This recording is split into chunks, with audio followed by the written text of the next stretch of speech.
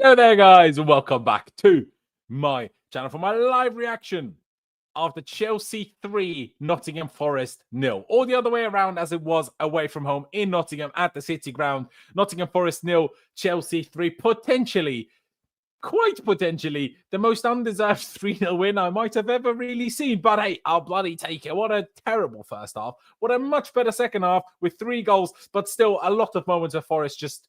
Honestly, how on earth did they not score? And of course, you know, it wouldn't be Chelsea Football Club if we didn't get a man sent off. Close to the end, 87th minute or something. Malo Gusto with his second yellow cards, making sure we are on 4 red cards in 6 games. And I think that's not even including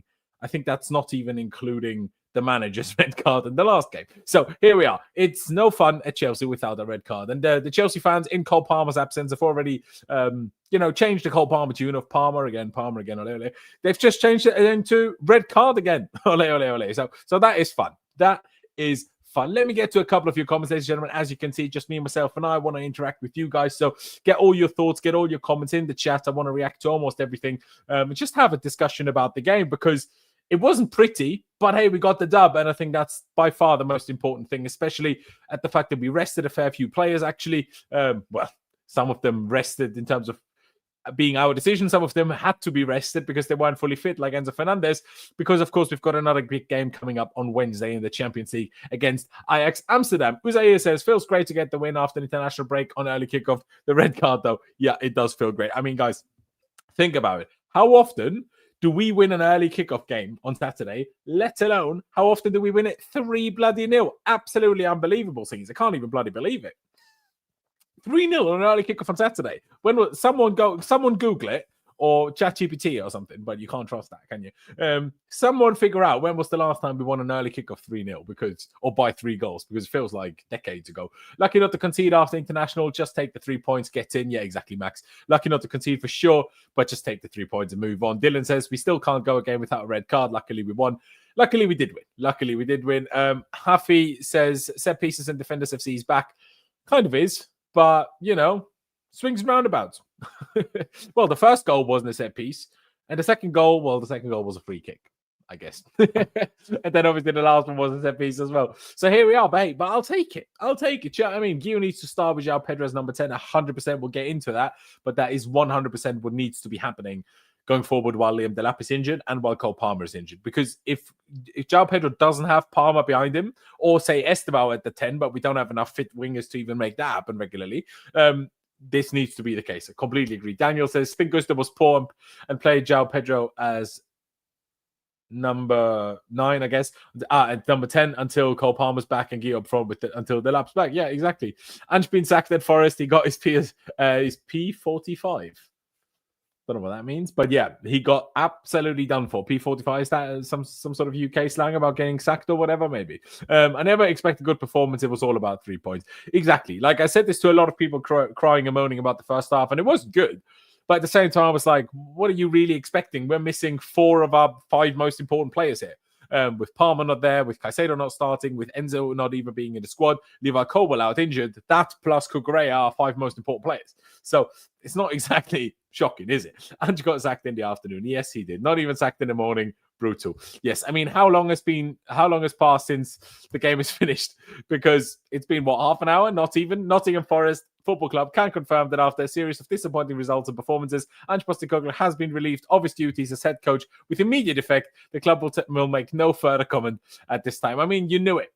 At the fact that Marinakis was gone from the sidelines, or from the stands very early in the second half after we scored. You kind of knew what was the situation, didn't you? But in the end, we do get the 3-0 dub, and I'm bloody buzzing about it. Yes, that was bloody fast. I mean, I've never seen a manager sacked so fast. The closest to it was probably, well, Chelsea with sacking Carlo Ancelotti at Everton, but because it's such a long time ago, I don't know how long it took us to actually announce the second. But obviously, it did happen straight after the game, essentially. Oh yeah, you already said this. Now, ladies and gentlemen, let's get into the team that we turn out with today. That would be very interesting to talk about. Obviously, you can, for now, see the first 3 subs. I may actually remove this, but I'll talk about the first half, essentially, and then we'll change all the subs, and then we'll talk about the second half. Because this is the lineup we went with. Now, can you argue that Reece James sometimes, Cucurella sometimes formed the back three in build-up? Absolutely, you can argue this. But it wasn't consistent. For the most part, I would say Reece James slotted in next to Romeo Lavia in midfield. Oh, I need to change my Avi here. Slotted next to Romeo Lavia in midfield, and Caicedo was just kind of going. Cucurella was kind of just going where he was needed, but it was, like I say, not conclusive. I would say for the in the grand scheme of things, it was more a centre back two. And then, James and Cucurella drifting and shifting around however it was necessary. But the two number 10s, the two number 8s, if you want to call them that, in Andre Santos and Malo Gusto, that was kind of our main issue today. I mean, no Enzo Fernandez, not even in the squad today. Obviously, traveling home from Argentina early with a swollen knee. And all of us actually thought, this is just to rest him. He's fine. He's had a little knock beforehand. But Maresca said yesterday that he didn't train, and he's basically a doubt. We'll see whether he could have trained yesterday. But he didn't, and didn't make the bench. But we didn't go with Pedro Neto, for example. We didn't go with, Guiu up front and therefore João Pedro in the number 10, which we arguably should have done. We went for a right back and a 6-8 as a 8-2 number 10.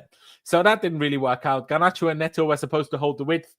But yeah, we just weren't really doing anything. But the main problem was, guys, and you could talk about it in the chat, so many errors left, right, and center. Honestly, Gusto made his first big mistake like less than 2 minutes into the game, gifted them a chance. The next one was Chalobah. The next one was Lavia. Then it was Chalobah again. There was even one or two slightly dodgy moments by Acheampong once he let the ball bounce over himself and kind of gifted Forest a chance that way. It was just mistake after mistake after mistake in that first half from us. My God, it was pretty unbelievable. And it's just, people will have a go at the performance and say, but look at the performance, how bad we were. And I'm like, well, this is not wrong, obviously. I think it's even difficult to fully take the first half performance by its word, let's call it, or, just take it straight on, because those types of mistakes that we make in the first minute, in the second minute, and early on, those kill our confidence. And then we are kind of scared to play out from the back properly. And then we just get worse and worse and worse as games go on. And because we then get nervous of playing out, then more mistakes start to happen. So it's kind of just like, it's kind of like an avalanche. Is that the expression? No, it isn't. But, it just kind of builds. It starts with one issue, and then it just, that creates more issues rather than, we were just shocking first half. No, we were in the grand scheme of things, but I don't think it's like, bad setup or bad this. It's just accumulation of issues, I feel like. That's my perspective anyway. I'm pretty sure AVB got the same treatment. Did he? But AVB got sacked not after 8 games, but in, February or something like that? After, obviously, we lost in Napoli. Chelsea got unsacked just 20 minutes after the game. Brilliant. Absolutely brilliant. Can we please just stop playing Gusto in midfield? You'd like to think so, wouldn't you? You'd like to think so. It's so weird because obviously physically, Gusto provides so much in terms of running power, in terms of running ability, in terms of being able to be back to defend, in terms of being able to be up to provide an attacking option. He provides so much, but his rate of making errors is just so big. It's just too big. It just makes too many mistakes, and it's really a big issue, and it's really concerning. Like you can't do anything about it. It's just an issue. But then obviously you saw it last week 2 weeks ago against Liverpool, and he was great. He didn't make those mistakes, and he was fucking brilliant. So it's just like, I wouldn't want him in games like this either. But there's certain games where I'm like, it makes sense, but not for these ones, man. Not for these ones. Marinakis wants to be Roman. That's the problem. No one can be Roman. Exactly. I mean, Marinakis does crazy things. He's obviously owner of Olympiacos as well. He's been banned in Greek football for going onto the pitch with a firearm once before. Like, mental stuff. Not that he did anything, but just the fact that he walked onto the pitch with a firearm in his pocket is unbelievable. It's unbelievable. Freddie says, I'm just relieved that Gusto will miss the next game. And honestly, in a way, I'm relieved of that as well. Really interesting how we go about that, obviously. Well, on the one hand, it kind of guarantees that Gusto will probably start again on Wednesday against Ajax. Because he then will get the rest, let's say, or his service suspension next weekend, of course. I don't even know who we play next week. Can someone tell me who we play next week? And we can look it up in a minute together. But there you go. Now, Uzaya says, I think Gusto is either good at attacking or good at defending, but never both at the same time. This is spot on. I completely agree. This is exactly the issue. But to be honest, today, I don't even think he was bad at defending. Well, not that he was any good at attacking either, to be fair. But it's just the issue that he makes stupid mistakes. It's not that he's a bad player. He just can't really get the mistakes out of his system. It's clearly he can pass the ball. Clearly he can have a good touch. Like, he's technically wonderful. But sometimes he just has a bad touch and it costs us sometimes a chance, sometimes even a goal. And then sometimes the pass is the one after 2 minutes. I'm like, what are you doing, bro? Don't make life so difficult for us. Just don't make it so difficult for us. But, ladies and gentlemen, let's quickly change the lineup to what we essentially turned up with in the second half. Now, we did make 3 halftime substitutions, and then we made a couple more substitutions after that. Let me first do the halftime substitutions, where we replaced Andre Santos with Mark Guiu, and we replaced Lavia with Moises Caicedo, and we also replaced Garnacho with Jamie Gittins. Now, that didn't really change that much. Gittins had one moment of defending very, very well just after we made it 2-0, but in terms of doing much going forward, it wasn't really that much, to be honest. But bringing Mark Guiu on allowed João Pedro to act as the number 10, and all of a sudden, everything changed. Literally everything changed. With Guiu, we all of a sudden had an outlet. He was physical. He was a nuisance. He was a shithouse. He was following. The ball. He was making runs in behind. He was fighting for the ball. While João Pedro was able to drop deep and help link up, which already created a good chance in the first half when he wasn't, supported by any other striker, and still set up a decent chance for Andre Santos. But in particular, when he was number 10, Mark Guiu was up front, it started to get better. What was the next substitution we made? Let me just think about it. Estevao in the end came on for Pedro Neto, but I will keep Pedro Neto here for now, purely because, he's got an assist, got a goal, and also Estevao didn't actually do that much, just as well at the end, Tosin coming on for Josh Acheampong. But essentially, this is how we faced the second half, and it was better. Now, it wasn't great still. We'll get into the stats. We'll look at FOTMOB in a minute in terms of how the game kind of played out and, how it developed in terms of that we scored, but obviously they still had chances. But it was much better this way. Like, we just had more attacking threat. We had more link up. Even though there was still issues happening, like I said, I wasn't winning everything. And sometimes they were still getting through our midfield a little bit too easily. In the grand scheme of things, it got much, much, much, much better. But at the same time, it surprises me every time how people think of playing against Ange Postecoglu teams.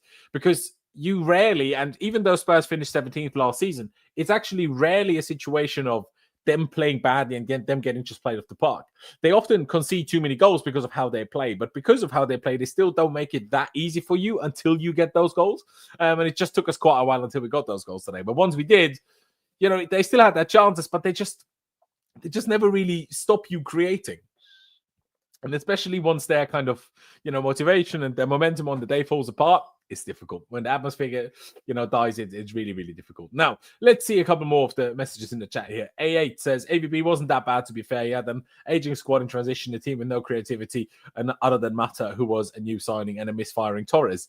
He was fucking bad because Di Matteo won the Champions League with that team, and he beat Barcelona, the greatest team in history. And he came back from 2-0 down, a man down at the Camp Nou. So, he wasn't that bad, but obviously when you look at AVB's career since, it hasn't exactly gone that well after that either, has it? Freddie says, by the way, Lavia's performance was shockingly bad today. It kind of really was. It kind of, like, you can see that, this is a stat. I think the commentator said it during the game. I'm not sure if everybody heard it, but the commentator said Lavia has still not played a full 90 minutes for Chelsea. And I knew this stat before, but even still, Lavia has still never played a full 90 minutes for Chelsea. And how often has he played without Moises Caicedo, right? You could just tell without Caicedo, with him being kind of the main guy, he just didn't have much experience with it. He just really, really didn't have much experience with it. And it showed. It showed that he struggled. But at the same time, like, obviously, as fantastic as he was against Liverpool, the guy has been injured for so much time and been injured for so long. Is it really surprising that the guy that's still only 22 or 21, however old he is now, when he plays so little, that he doesn't have the perfect game every single time? It's insane that he has so many good games coming off these injuries anyway, in my opinion. But here we are. A8 also says, Bayern interest turns players headsman. First it was Hudson-Odoi, then Jackson, and now Gusto. Gusto? I didn't know Bayern were interested in Gusto. I don't think this is a situation for Bayern's interest in Gusto being the issue, because Gusto was shocking last season, then had a decent Club World Cup at the beginning of the season, and now he's just starting to struggle again. But at the same time, it's like, well, the man's not a midfielder. The man has never scored a goal in his professional career. Why should he be a good attacking midfielder, essentially? It just isn't. It's just his physical profile actually suits itself well for this. But there you go. One word says, up to Chelsea, or up Chelsea. Happy for Acheampong, red card FC. The next red card player or coach should be made lose 2 weeks' wages. Mate, they all get fined. They all get big fines already for all these red cards. And I think the team's just got big plans for a Christmas party or end of the season party because, you know, all these team fines for the red cards, they will come together for a nice Christmas party, that's for sure. Should we just change our club color to red at this point? Seems fitting. Well, please no. But also, imagine there was a blue card on offer. Like, we'd get 15 of those every single fucking game. And yeah, it says Lavia is probably getting Reece James kind of treatment. I think they also have had the same injury. Let him cook, as kids say. Yeah, to an extent, I absolutely agree. Now, I'm not sure if treatment is the right word, but yeah, the way we're not trying to play him too much, I'm sure he will probably not even be in the squad against Ajax on Wednesday. But there you go. Let him cook. You know, it can't always be great. Reece also had a few games in this period, but he wasn't always perfect. So, you know, make of it what you will, I would say. Make of it what you will. But yeah, the second half, when we had this performance on the pitch, it was decent. It was decent. But was it amazing? Because it really was. Now, let's head over to FotMob and let's look at some of these stats. Now, when you look at the total XG, Forest had 2.43 XG and scored 0. Scored 0 from 2.43 XG, and we scored 3 from 1.66 XG. Even though we had more shots, they had more big chances. My God. I mean, even the momentum, obviously we had our moments, but there was large chunks of, in particular, in the first half, but even the second half, as you can see, straight after scoring our 2 goals. Well, and even until the end, where they certainly had the momentum. If we go to the stats and look at the top stats to begin with as a whole, we had 6 shots on target. They only had 2.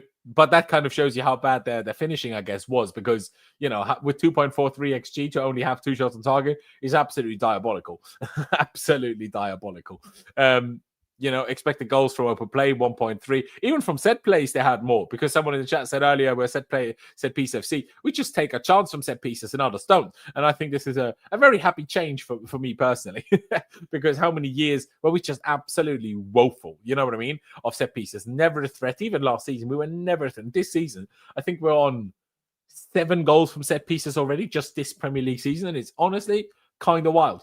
Kind of wild. They hit the woodwork once as well, hit the bar and the post. Unbelievable how that ball didn't go in. It's just absolutely crazy. Obviously, we had more of the possession, but not even heavy, you know, 51 to 49%. So, sure, I'm sure some of that was towards the end when we were just leading and stuff, but still. Now, let's look at the first half. We had 0.36 XG. Now, they still only had 0.53. So they had the large majority of their XG in the second half as well, which kind of suggests that our second half wasn't that good either. We just happened to get some goals. But the first half, it was just, we killed ourselves. Like I talked about this earlier. We killed ourselves with all these errors that we made. We just helped Forest be better, and we just killed our own confidence, and we just made it a much easier afternoon for them. But thankfully, straight after half-time, we made it 1-0. And then another 2 minutes later, we made it 2-0. And then obviously Reece James at the end making it 3-0, which helped as well. But then in the second half, you can see, even though we had a lot more shots and we had more shots on target as well, and they had all their shots on target, 1.9 XG only in the second half for them, and they got nothing. Absolutely nothing. It's really poor from them. It's really poor for them, and you'll absolutely take it. I mean, from our perspective, you will absolutely take it. Let's look at our goal XGs. Acheampong had 0.51, as you can see here. Obviously, after he essentially touched the ball, 0.93. Phenomenal assist from Pedro Neto. Brilliant header for Josh Acheampong. What a celebration. Fantastic to see, him just get that goal. You know, first goal for Chelsea. Been at the club since he's only 8 years old. Absolutely brilliant. Absolutely beautiful. Love it. Absolutely fantastic. What else am I currently looking at? There you go. Then let's go to the next goal, which was Pedro Neto from outside the box with a free kick. Reece James and Pedro Neto over it. Pedro Neto puts it in. Only 0.12 XG. Shocking goalkeeping. Shocking goalkeeping. Who's that goalkeeper? Sells, bloody hell. I mean, he had an absolute stinker, Marcels did today. Well, not today, but on that goal, he most certainly did. So, yeah, that was an absolute howler on that goal from Pedro Neto. And then the Reece James goal at the very end, a corner, not defended very well, just falls to Reece. He just kind of punts it away through the legs of a defender, straight into the net. 3-0, lovely celebration. Off we go, 3 points, clean sheet.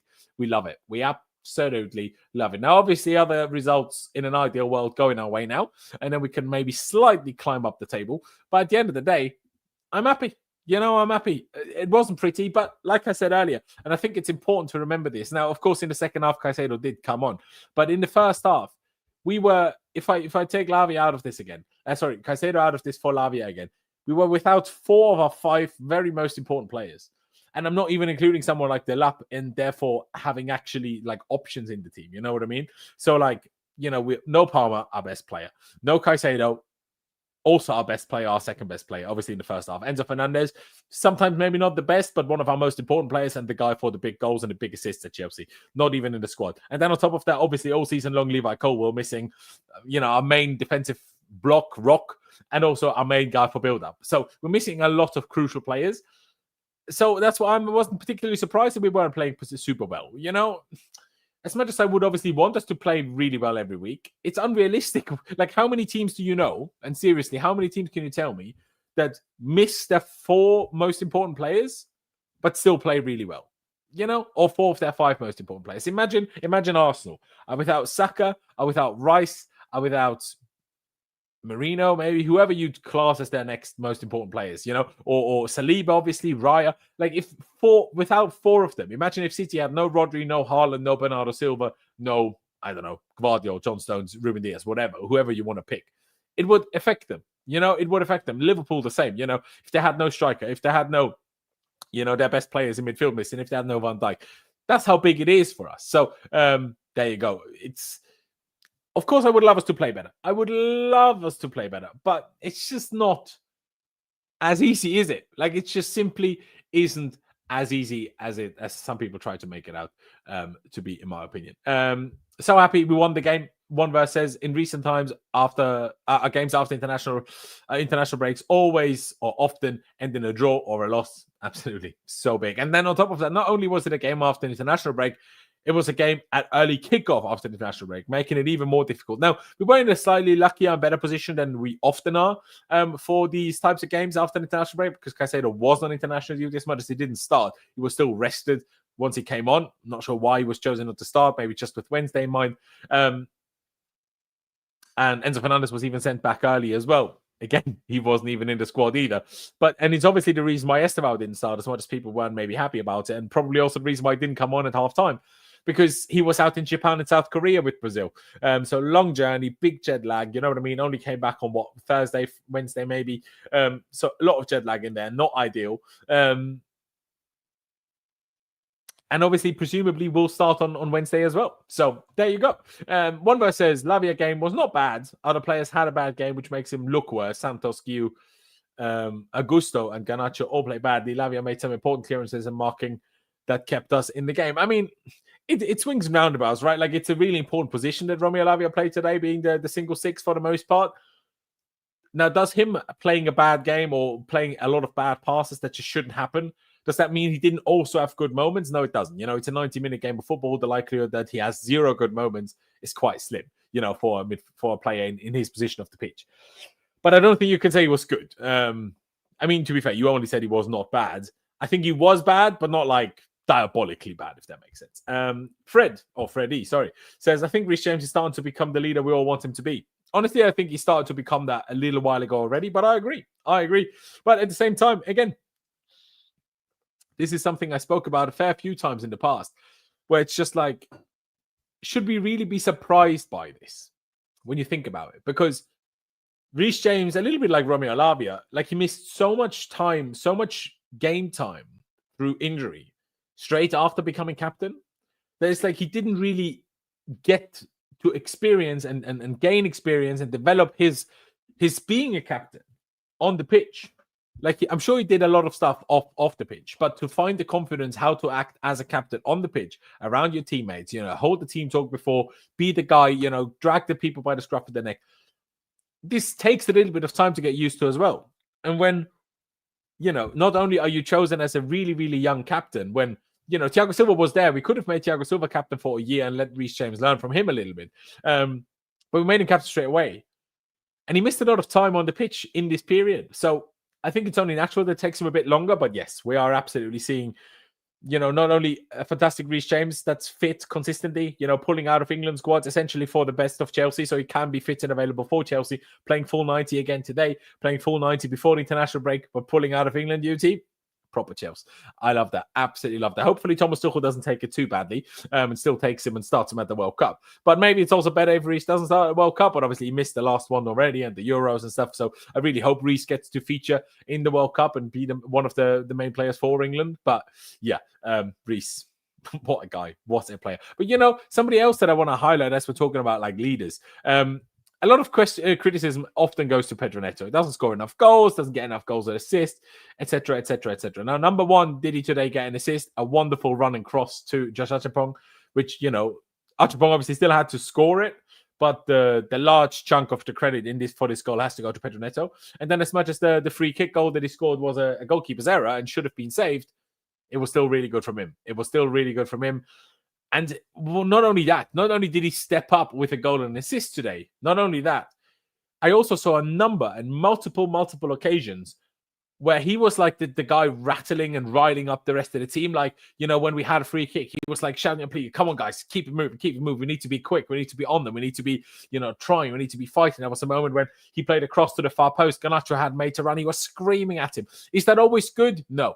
But he seemed like a player that was trying to, drag the team by the scruff of the neck today, shout at everyone, keep everyone going, and kind of fill in for the role that usually Enzo Fernandez takes, being the shouter, being the guy that, drags everyone with them. Now, Reece James obviously does his role in that too, don't get me wrong.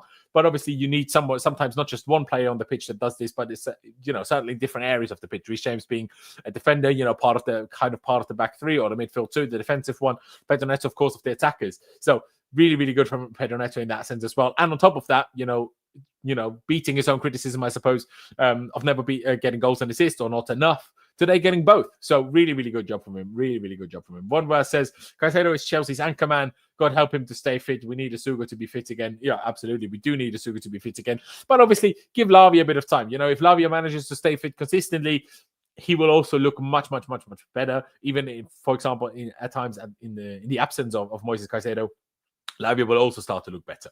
And I'm sure Asuga, when he gets his first few starts, especially if he starts without Caicedo in the Premier League, he will also have a couple of games where he maybe doesn't look that great. But, we're obviously extremely, extremely blessed and extremely lucky for our main guy to play this position to be Moises Caicedo. And there's very, very few players that are as good as Moises Caicedo. There's, in my opinion, no players that are better than Moises Caicedo in midfield. I just don't think they exist, in my opinion. So it's always hard when he's not playing and we're playing somebody else. But yeah, just to look at these stats, like I say, goals and assists, only 6 misplaced passes, 79% accuracy from that position is very good. 0.17 expected goals, 0.68 expected assists, obviously, for the cross to Josh Acheampong first and foremost. 2 of his 3 shots went on target, which is good. 45 touches, very involved. At least had 1 successful dribble. 3 accurate crosses is phenomenal. Absolutely brilliant. Very few defensive actions today, which is kind of rare for Pedro Neto, I will say. But I guess that happens when you have Malo Gusto and Reece James in the team on his side. So obviously that leaves less defensive duties for Pedro Neto as being the right winger. But yeah, very, very good performance today from him. And I was very happy with it. I mean, if we look at some other individuals, João Pedro is a really tricky one. I have to keep saying this. I said this on my podcast with Pys as well. New episode will be out later tonight or tomorrow. We're recording it later on tonight. It's called Chelsea Unfiltered. We upload after every single game and otherwise once a week during international breaks or off season. Like I say, Chelsea Unfiltered on Spotify, on Apple Podcast, wherever you get your podcast. The links are down in the description to the very last episode, which came out last Tuesday when we essentially covered all your biggest Chelsea hot takes. And there were some spicy ones in there. So tune into that and tune into the next one that comes out tonight or tomorrow morning. João Pedro are playing up front. It's reminding me more and more and more of having Kai Havertz up front. And now, to be fair, before you guys come to my throat for that, I was very much one of the defenders of Kai Havertz for a large period of his time with Chelsea. So because of that, when I say this, it isn't as bad as when other people say this. But you can just, the more I watch him play there, especially when we don't have Palmer in the team, he's just so blatantly obvious that he's not a striker. Now, he's also not getting enough service, but even still, you look at you, as soon as he's on the pitch, he's not the best striker in the world. He sometimes struggles to get goals and the final touch and whatever, and the finish is sometimes not there. But he's such a nuisance the way a striker should be. He's physical. He rams into players. He chases every ball. He's like dirty. He's haggling. He's fighting. He's just does all of this. But João Pedro just doesn't really. Is this because you look like him? I look like Kai Havertz. I'm not sure if that's a compliment or an insult? Because we're Chelsea fans, it's kind of an insult, but he's not an ugly man, is he? So, I can't not take it, I suppose. But João Pedro just feels more like a 10. And maybe he can play striker when he has, like, we've seen him be good at striker, right? When he has Palmer behind him and, then an in-swinging, like, right winger and attacking wingers and stuff. But when he has Andre Santos and Malo Gusto as the kind of creative central attackers behind him, it doesn't work. It just doesn't work. And I would say, like a chat member said earlier, or like someone in the chat said earlier, I should say, we need to start Mark Yu now. We need to start Mark Yu, start João Pedro as the number 10, at least while Cole Palmer is out injured. And whoever comes back fit, obviously, if Delap comes back before Palmer comes back, then start Delap up front, the João Pedro as the 10, but that will happen anyway. Garnacho, I don't know how he got a 7.0 on FOTMob, if I'm being honest. I don't think he was as bad as people make him out to be, but he just didn't do anything. He couldn't beat his man. He kind of got stopped very often. Yes, he got a free kick very often, but he just wasn't really very useful. We've got to say that. Gusto was just obviously diabolical, got himself sent off. Mistakes left, right, and centre. What can you say?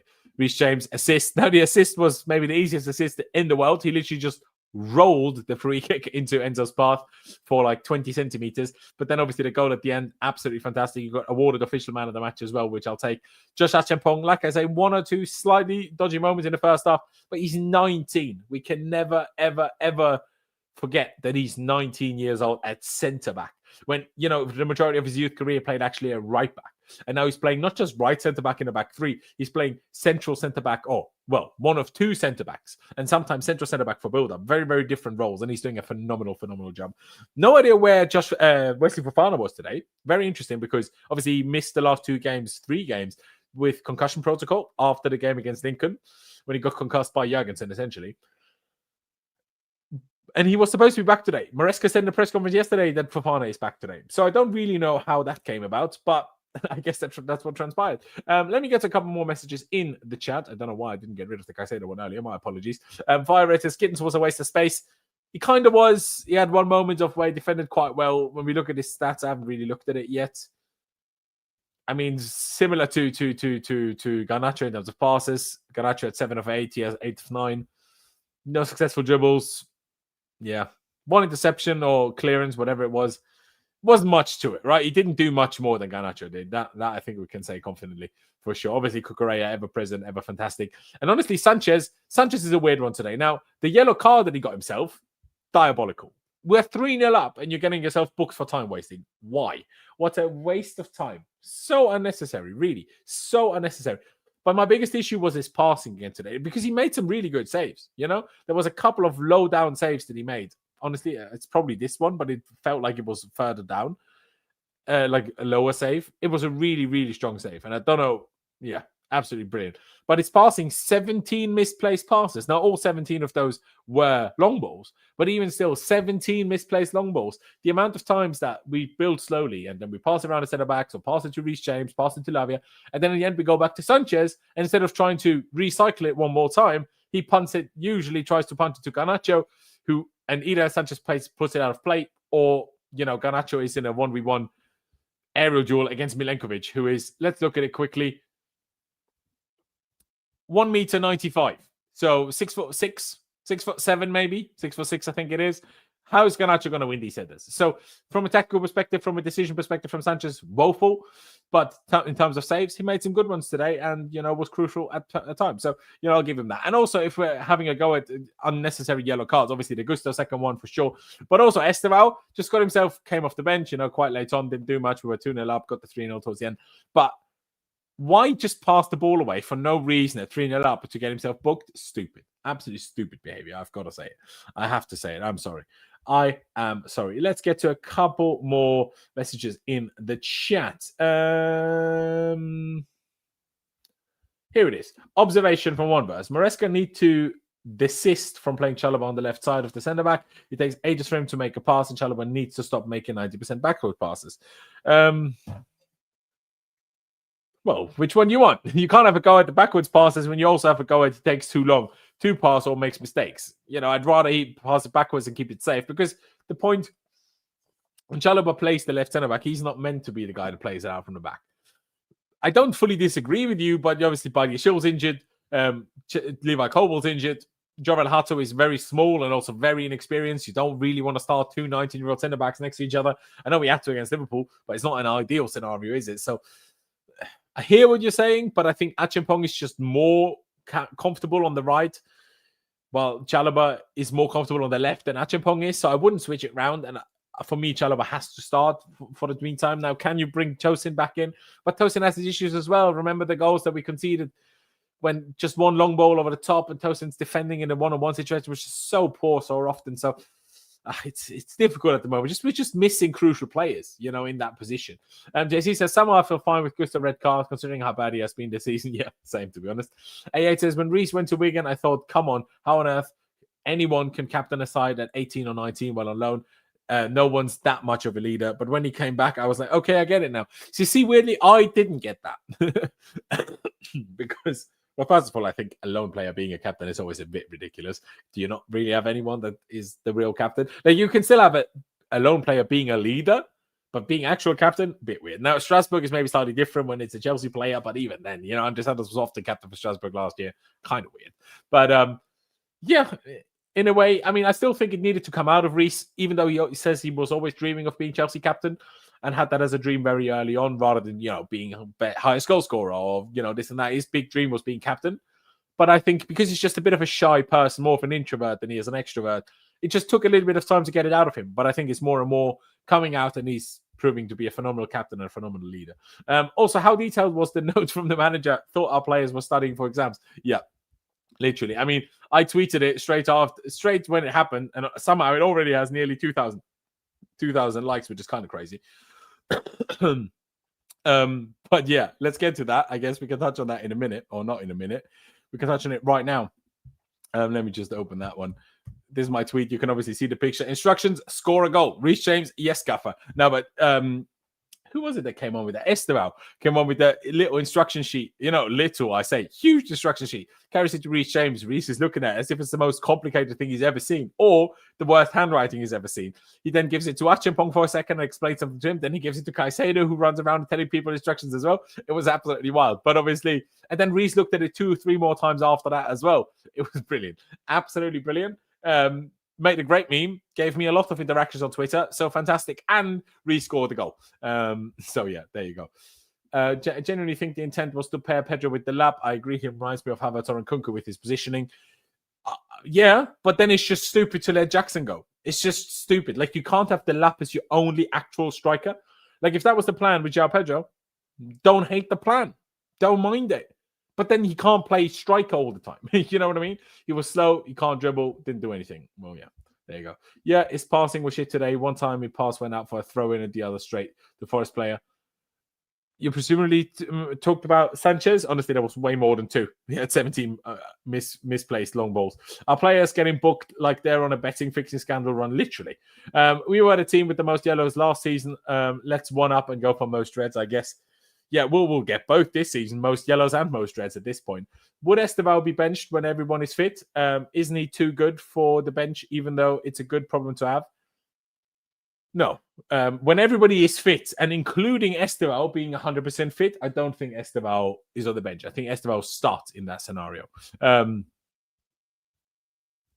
it just isn't always, He just isn't always fit and at 100%, and especially after long journeys with Brazil, being in Japan and South Korea, there's a long flights, big difference in time zones, big jet lag when coming back. He's only 18. The last thing we want to do is do an Ansu Fati, play him too much, too early, and ruin his entire career. That's the very, very, very, very last thing we want to do. So I'm happy we'll take it slow. I'm pretty sure he'll start on Wednesday, although I was pretty sure he would start against Liverpool when he didn't start against Benfica, and then he didn't start against Liverpool either, but he came off the bench, scored the winner, so it all worked out, didn't it? Joined just now. I'll say we were lucky, but luck does favour the brave. We took our chance as well. Yes, we did. We were lucky at times for sure, but at the same time, we were lucky that they didn't pounce on our mistakes. It's not like we were lucky in that they were battering us and just couldn't score. We were lucky in that we gifted them chance after chance after chance and they didn't score. It's like lucky, but situations that we had to be lucky from that we created ourselves in a way. I talk about Santos. Yeah, I thought so. I guess the problem with Jackson was he maybe wouldn't accept second or third choice. But the way it came across to me, and I don't know everything, but especially through Pys, I do hear a lot about what goes on in the background. Often things I can't speak about publicly, just because Pys has all the connections. Pys literally on WhatsApp with Fabrizio Romano. Do you know what I mean? He knows what's going on. It didn't feel like, to me, Jackson was the guy. Like, by the end, yeah, sure, Jackson didn't want to stay, and Jackson was kind of pushed out. Was kind of pushing to leave. But that's by the end. After, he was essentially told, we don't want you anymore. And I think after you're being told that, you can't really use their behavior after that as a fair judgment. I think it just changes after. But yeah, but at the same time, why would he just, automatically be second choice? Like, I think João Pedro as a number 10 and Jackson as a striker would have also worked absolutely brilliantly. Jackson is a phenomenal hold-up striker. Yes, he's not physically as big as Delap, but João Pedro is good in the air, and he can be good in the air coming in from the number 10 role. And if you could play them two together, I actually think Jackson is quite a bit better than Delap, at least for now. Like, Delap can maybe surpass him, but at least for now, coming straight from Ipswich and stuff, I would have rather played Jackson than Delap anyway. So yeah, it's a little bit of a situation, but I just simply do not think he would have done. I think he's a better player, and I think Maresca would have played him over him as well. It's just that the sport directors, we were obviously in a tough financial situation with the UEFA restrictions or the UEFA punishment, when we needed to sign any players, we needed to be in a plus for our UEFA A list, and that's the UEFA A list from late May to the start of the UEFA season. But because people like João Felix were out on loan in the second half of the season, their sales didn't go on those books, And that's what didn't make it easy, and that's maybe why a move for Jackson had to happen. But could you have just kept Jackson and signed João Pedro and not signed Delap? Could you have just, signed Delap and kept Jackson and not signed João Pedro? You could have done, in my opinion, but there you go. In the end, here we are, and we have to make the best of it. RC says, personally glad Gusto got sent off as he can't play next game, as don't rate him at all and think he's awful, offers nothing and has no ability at all. Well, he clearly has some ability, and he clearly offers something sometimes, because he was, I would say, one of the top two reasons why we won the game against Liverpool. And if Cole Palmer was fit, essentially playing Gusto's position against Liverpool, I don't think we win the way the game went. But it's only for certain games, It's only for certain games where that works. So in a way, I agree. Karan says, that's what being lucky is. Could have conceded at least one with the amount of mistakes and defense our defense made in the first 20, 25 minutes. No, absolutely. And I know that is what luck is. But, like I say, there's also luck in, like, for example, where they hit the bar and the post. That wasn't through our mistake, as far as I remember. That's just getting lucky that they didn't score. But it's not like we gifted it to them. Well, they're both frustrating scenarios, but I feel like I can accept it better when an opposition just creates a chance, they get a good chance, and they score.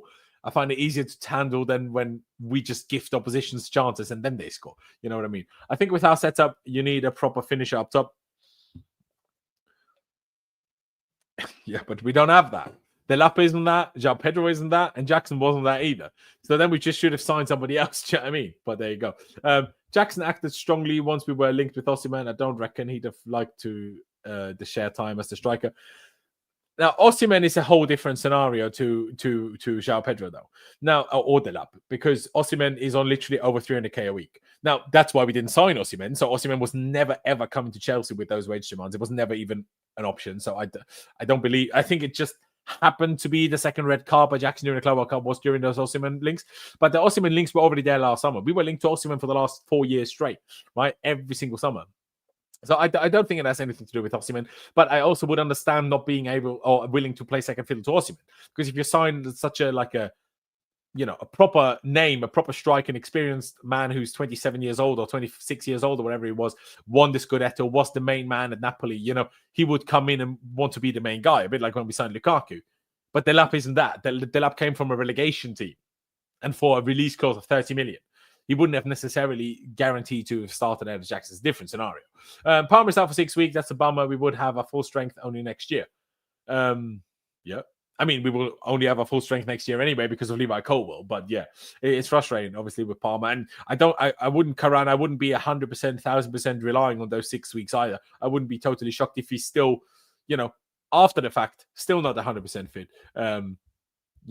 As in, like, even after the 6 weeks, maybe still not fully ready to play and be here. But who knows? Difficult to judge, obviously. Difficult to judge. I'm just hoping he will be back. maybe Delap will actually be back before Palmer will. In terms of finishing, I would still say Delap is better than Jackson, but yes, not starting level. But based on what? On what you've seen at Chelsea, I disagree with that. And what we've seen at Ipswich, okay, but that's a different level type of football, though. You know, Ipswich have never even seen a low block against them. That's not a thing. So Delap has never played against what our big issue is when he was at Ipswich. So he will always need time for that. Like, he was decent against West Ham, and it worked in terms of making João Pedro look good against West Ham, even though Palmer missed that game. He still wasn't great, I thought. Like, I don't know, man. Honestly, I think what I've seen of Guiu at times, even today, looked better than what I've seen from Delap until he got injured. Harsh, maybe, but just looked slow, looked not as strong and physically able as I expected. But here we are. Now, let's see if we got any post-match comments already, because surely there got to be some interesting ones.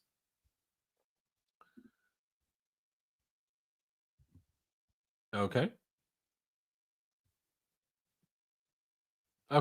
So let me open Twitter for a couple of quotes, and we'll see what we find. Now, first of all, from Simon Johnson from The Athletic, a couple of quotes from Maresca. Seemingly, you can do a press conference or an interview when you are banned from the game, but you can't do it when you are just sent off in a game. But anyway, he says the plan was always to give Lavia just 45 today and bring Caicedo on. Neither was ready or fit enough to play 90 minutes. And then below, you can see Maresca says he's not sure if Enzo Fernandez can play against Ajax yet. Fofana's omission was partly to protect him due to all injury issues, but believes he should be able to feature against Ajax. So I guess in a way positive, in a way, to be honest, it didn't surprise me at all, really. The fact that, you know, Lavia and Caicedo, that was planned this way. Nice pictures of Maresca with the team in the tunnel after the game, obviously the team secured the dub. Pictures of the team after the game, very, very nice. And what else should be spoken about today is this, what you can see on the very right of the screen here. Reece James today played his 200th game for Chelsea Football Club. And think about how much he's missed. Think about how often he's been injured. He's only 25 years old and he's already at 200 games. Got a goal, got an assist. Again, very easy assist, but there you go. Got a block, clearance, interception, 5 recoveries, 4 out of 6 duels, 0 fouls committed. Best right back in the world. Absolutely, Pys. Absolutely. Follow Pys, by the way, if you don't already. Shout out, Pys. Otherwise, I don't think we got...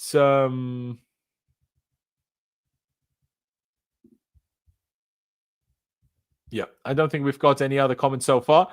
He can hold his press conference for as long as he wants to, because Postecoglu has just been sacked. So there you go. Have we got any new quotes in the last 2 minutes? Presumably not. So soon, I can't even speak anymore, soon, we'll slowly try to run this one out. I will open this one again just because just the memes of Reece James stood there with this sheet of paper in his hands. It's just bloody brilliant. I just bloody love it. I can't even lie. So, let me see. The Labs rating on a Chelsea shirt is so far not applicable. Yeah, I agree with this. What positions do you think we need to fill in the January window? Surely a centre-back. I mean, I would agree. We need a left-sided centre-back with Coble being out for the whole season and Badiashile just simply not being reliable enough.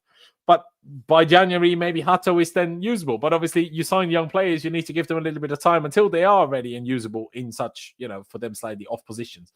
But there you go. Mind-blowing that with all that money at disposal to build the team and squad, we buy average left wing like Mudryk, Garnacho, and Gittins. What is Garnacho doing in a Chelsea shirt? I mean, I think Garnacho is still a lot better than Gittins is, in my opinion. But yeah, it was obviously poor today. Absolutely. But, Neto was poor in the first half all the same. They were all poor, man. They were all poor.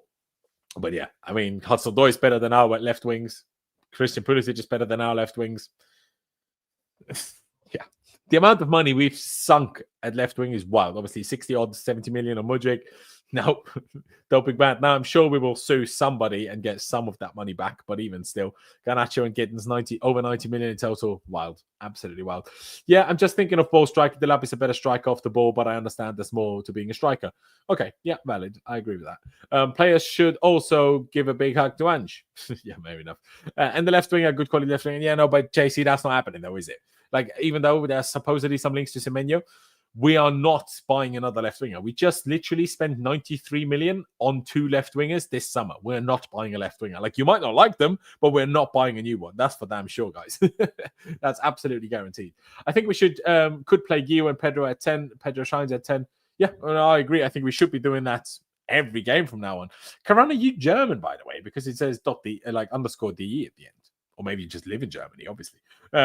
But yeah, shout out you. Shout out for being active. Ladies and gentlemen, obviously everybody of you in the chat, if you want to support the channel, use the super chat function, of course. Make sure you hit the like button, by the way, guys. There's not that many of you watching, but hit the like button for me. Subscribe if you haven't done that yet. All the chances are most of you are already subscribed. Obviously, Lewis streaming for a long time, so a lot of the viewers sticking over there, unfortunately. But here we are. Shout out Lewis. Love him, of course. But yeah, if you have any other couple more questions, couple of more topics that you think you want me to talk about, please bring them up, because we've not even hit an hour yet. And, early kickoff so we can actually make use of things. I can, you know what? Let me look somewhere else if there's a couple more other quotes that could be interesting. Let me look at Dodgers if he said anything. Yes, we have some more quotes. Let's go through more quotes, shall we? Because Chelsea Dodgers posted a lot of quotes from Enzo Maresca's post-match press conference. So let's go through those. And before that, and after that, we'll round it out after I've gotten through your messages in the chat. You know what? I asked you for messages, so I'll quickly touch on those first. The pressure Gio put on their defenders changed and defined the game. Gio should start. Completely agree. But you can see the first quote on screen. Enzo Maresca and Ange Postecoglu. I feel very sorry for him. This is a business where if you don't win games, the consequences for all of us is exactly the same. It is. Enzo Maresca, watching from the stands, very bad feeling to be there. I prefer to be in the dugout. We struggled in the first half. Second half, we were better. Could do better in terms of the red card. We can avoid that. The desire of the players not to concede a goal was important. They were shouting at each other not to concede in the final minutes. It's important. Well, yeah, that I agree. First of all, I agree that it's important, and I agree that I'm happy to see it. Enzo Maresca on being disappointed with another red card. Again, it's something we can do better, but I'm not concerned. There are some of you who ask why I am not concerned. We can avoid it for sure, but for me, the desire of the players is important. It's useless to make a second yellow card with a foul, but Malo showed his desire. It's the balance, but we can avoid that for sure. And right he is, of course. And then I guess we have a double one here. Enzo Maresca on Acheampong performance and Gio's impact. I think he, being Gio, was on for 50 minutes against Liverpool and was very good. After 1 minute, he won a corner today. We need that from Mark. And Josh, I really like Josh. We showed him confidence last season. He is doing well. It's important that he is ready when others are out. Enzo Maresca, more on Acheampong. He needs to improve for sure. It's our duty as coaching staff to help players improve. We're working every day to try and improve him and the team. Not sure why that last sentence was made, but, it's obviously out of context. Enzo Maresca on halftime message. My message was, guys, off the ball, we are good. Off the ball and on the ball, we're not good. We gave the ball away too much. It was a bit lazy, a lazy mistake that we can avoid that. In the second half, we adjusted something tactically. Sloppy, not lazy. We looked sloppy in the build-up. We did look sloppy in the build-up, but let's also not forget about the stats we looked at earlier, guys. In the second half, we actually conceded way more in terms of chances against us. So, yes, we were better because we scored, but we were not better in the sense of the chances we conceded against us. And then in more detail, Enzo Maresca on Enzo Fernandez and Wesley Fofana's absences. Enzo has a small problem, but we are not able to say if he's available for Ajax. Wes is just a way to try and protect him. I really like Wes, and he's going to play games. He will be available for Ajax. With Wes, with Romeo, with Reece, we need to do what we have done with Reece. Now Reece is playing 3 games a week. He is fit. He is good. We need to do the same with Wes and Romeo. I would love to have them 3 on the pitch every game, but it's not possible. There you go. It is not possible. And we also need to be aware of that, that it's not possible. And we can't just lose our minds. Oh, why are they not playing? Losing our minds about these types of things. It's not helpful. It's not useful. All right. Have a good weekend, Laurenz. Big up you guys. Big up you guys. On that note, ladies and gentlemen, I think I'm about to wrap it up. So, ladies and gentlemen, if you haven't done that yet, hit the like button if you haven't done so. Like I say, subscribe if you haven't done so already either. But yeah, on that note, actually, the one last thing I do want to look at, because I did talk about it. Obviously, there's a couple of games going on already, but let's quickly just look at the Premier League table. Bournemouth, obviously, with a game in hand, but Bournemouth are currently top of the league because they are 2-0 up against Crystal Palace after 39 minutes, which is kind of wild. But we would at least, I'm not sure if, were we 6th before already? Anyway, hopefully Spurs obviously don't win. We would be level on points with City currently if they only draw, so it wouldn't be too bad, I suppose. But yeah, let's just see how the games go. Liverpool obviously play Man United tomorrow. Big game coming up there. But yeah, let's see how these games go. Currently in 6th. Obviously, we want to climb up that table. teams like Bournemouth, they will eventually fall off again, realistically. I mean, how they're doing what they're doing currently is genuinely impressive. Like, they lost Huijsen. They lost their other centre-back to PSG. Now, they will lose Semenyo soon. They're absolutely brilliant. They're absolutely brilliant. And yeah, like Uzier says, Mino Raiola beating Glasner. But obviously, you know, some systems suit other systems. Obviously, Palace have European football as well that they have to think about, and that makes a difference as well. Still, you know, Oli Glasner obviously being Austrian, big up him. Big up him. Oh, Brighton just took the lead. Who are they playing? Who are Brighton playing? Newcastle. 1-0 up against Newcastle. It's not bad. It's not bad. Well, Newcastle behind us anyway. There you go. And also Sunderland winning again. Who are they playing? Wolves. Okay. I mean, you'd expect them to win that, to be honest. But they would need to score a lot of goals to overtake us. So probably going to stay ahead of Sunderland. I'm pretty confident of that. But there you go. Yeah, what an amazing team. What the medical team did to Reece is amazing. Absolutely. Absolutely. Mino's dead. Yeah, he is. He is dead. Ladies and gentlemen, I'm going to round it out here. Thank you very much for tuning in, everybody. Like I say one more time, hit the like button, hit the subscribe button if you haven't done so yet. Thank you guys for watching. Up the Chelsea, upwards and onwards, and I will see you next time. Come on, Chelsea.